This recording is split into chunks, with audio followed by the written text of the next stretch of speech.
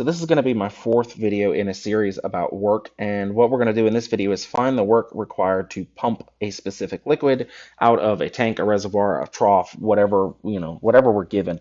And what I'm going to do is I'm going to deal with these steps over here on the left while I work on the example over here on the right. And so it says we've got a tank that is in the shape of an inverted cone. So I'm going to go ahead and start drawing this. It's a cone with the pointy end at the bottom. And we know that the height of this cone is 10 meters. And we know that the radius of the cone is 4 meters. It also tells us that it is filled up to a height of 8 meters with water. And we want to find the amount of work that it takes to pump all of this liquid out of the top of this inverted cone tank. And so what I'm going to do first is I'm going to go ahead and look over there at what it says in my steps. So step one says draw a y-axis in the vertical direction parallel to gravity and choose a convenient origin. I'm going to choose the origin to be this pointy tip down here. And so my y-axis will kind of come up straight through this. My x-axis will go that way. All right, so there's my picture. Second thing, it says assume that A comma B corresponds to the vertical extent of the liquid. Well, the liquid starts down here at 0, 0, so that's my y value at 0. And it's going to end at 8 up here. That's how tall or how deep the water is. So I'm going to say that AB equals 0, 8. So it starts at the origin, goes up to a height of 8 meters. Third, identify the density of the liquid, and in most cases that's actually going to give it to you just so that we can avoid any confusion. I will point out that sometimes it gives us the mass density, which will be a little bit different. When it gives us the mass density, we won't end up multiplying by the force of gravity over there, that gravitational constant. Since it just gives me regular density, I'm going to multiply it in the end. The next step 4 says for places between A and B, for any y value in there, we want to find the cross-sectional area A of y for the horizontal slices. So let's imagine I'm cutting this cone into slices, okay? So there's one slice, there's another slice, there's another slice. The thickness of these slices will actually be represented by dy. And I want to figure out the area that each one of these slices takes up. Well, since this is a cone, I know that the area is actually going to be represented by a circle, which is pi r squared. Now, the trick is that if you notice, since this is a cone as opposed to a cylinder, the radius is actually changing depending on the height of this cone. So it's important to think about it from this perspective. Like, for example, if I have the very, very top end of this water, so at 8 meters, I'm kind of wondering what is the radius, and I'll just call it x. And I can compare this, and this will be very helpful to the overall cone. Like, for example, the overall cone is 10 meters tall, and the overall radius is 4 meters. And so by trying to figure out this work, we can say that, let me just go ahead and try to multiply or cross multiply. So 10 times x equals 8 times 4, which is going to be 32. So what that tells me is that at the very top of this water, the radius is 3.2 meters. That's the radius. And I can kind of do this idea to figure out the rest of this. But so the question is, if I have just a generic height at y meters, what's going to be the radius at that specific point? And so that's actually what I want. A of y means it's a function of y. So I'm going to kind of treat it like it's a two-variable equation, and I want to solve for r in terms of y. And I'll get rid of these meter symbols because I don't really need them at this point. So again, y is going to be the height of the liquid, and the 10 is the maximum height of the tank. R is going to be the radius of that particular section, and the 4 is the radius of the big tank.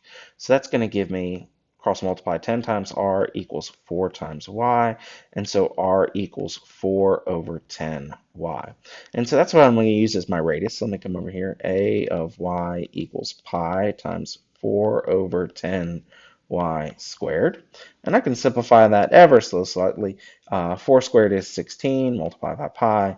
10 squared is 100, and y squared. So there's the area of each individual slice. And again, dy just represents the thickness of the slice. So we're imagining it's a very, very small number. Next, for a less than or equal to y less than or equal to b, find the horizontal distance dy the slices must be lifted. So again, if I'm looking at the top of this tank at the 8-meter mark, it's only going to have to go up 2 meters to get out of the tank.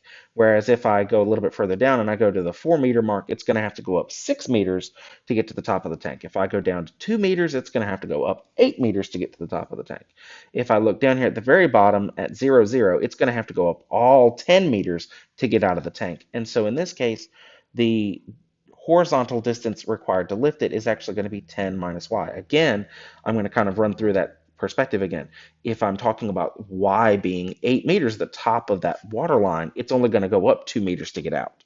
Whereas if I'm at 4, 10 minus 6 or 10 minus 4 gives me 6. If I'm at 2, 10 minus 2 gives me 8. It's telling me how far it has to travel from its current location to get out of that 10-meter tank. And so now that I've got all that written down, I'm ready to start putting it into the formula, which is given right here. And that's a very important formula. So work equals, again, we figured out A and B were 0 and 8 respectively.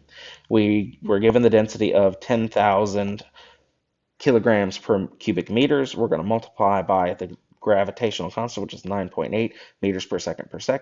We're also going to multiply by my area formula, which is that 16 pi over 100 times y squared. We're also going to multiply by dy, which is 10 minus y, and that dy again is just the thickness of the slice.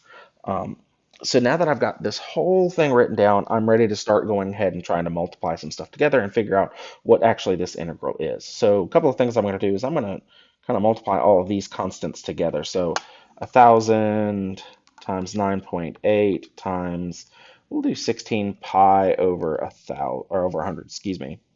And that's going to give me 1568 pi. And I'm going to go ahead and take that out since it's a constant, 1568 pi. And the other thing I'm going to do is I'm going to distribute this y squared to the stuff in that parentheses. So we'll have 10y squared minus y cubed dy. And we're still evaluating from 0 to 8. I'm going to go ahead and integrate that stuff and keep the constant out, 1568 pi. And if I integrate 10y squared, that's going to be 10 thirds y cubed. Whoop, I wrote squared. 10 thirds y cubed minus 1/4 y to the 4th. Again, we are evaluating from 0 to 8. If I plug in 0, nothing really happens. So all I really need to worry about is plugging in that 8. So let me see. 1568 pi times 10 thirds times 8 cubed minus 1/4 times 8 to the 4th. I'm going to go ahead and plug most of that into the calculator. Let me go ahead and do the 10 thirds times 8 cubed minus 1/4 times 8 to the 4th. That's going to give me, and I'll write down the fraction, that gives me 2048 over 3. And if I multiply that by the 1568, excuse me, hit the wrong button.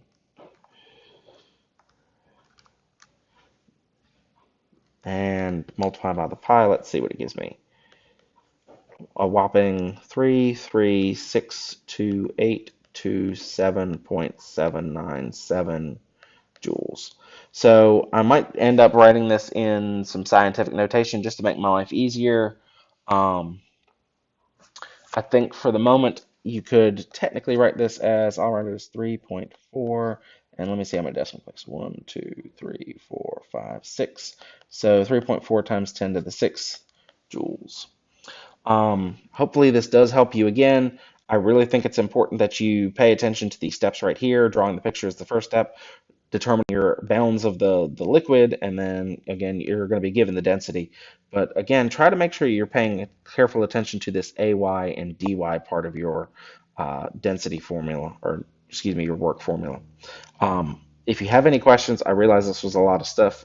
Please make sure you feel free to ask me. I will help you and do extra examples by request. Have a great day. Bye.